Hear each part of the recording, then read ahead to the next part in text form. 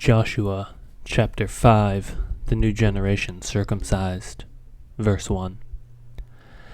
As soon as all the kings of the Amorites, who were beyond the Jordan to the west, and all the kings of the Canaanites, who were beyond the sea, heard that the Lord had dried up the waters of the Jordan for the people of Israel until they had crossed over, their hearts melted, and there was no longer any spirit in them because of the people of Israel.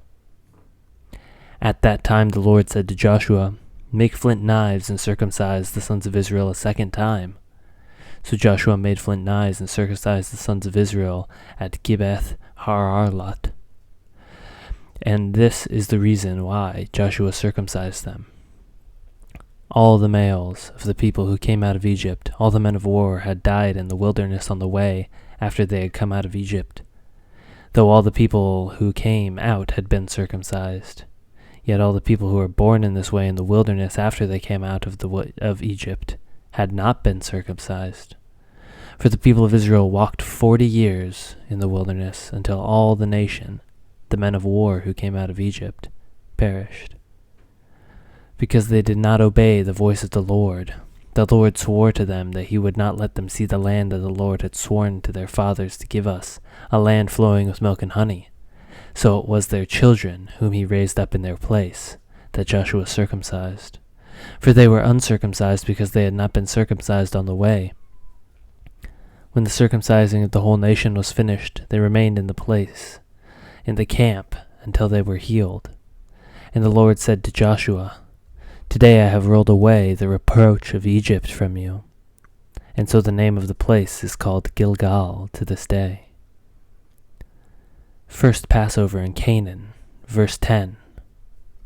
While the people of Israel were encamped at Gilgal, they kept Passover on the 14th day of the month, in the evening on the plains of Jericho.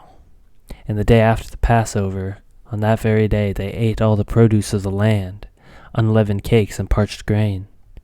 And the manna ceased the day after they ate of the produce of the land, and there was no longer manna for the people of Israel, but they ate the fruit of the land of Canaan that year. The commander of the Lord's army, verse 13. When Joshua was by Jericho, he lifted up his eyes and looked, and behold, a man was standing before him, with the drawn sword in his hand. And Joshua went to him and said to him, "Are you for us, or for our adversaries?"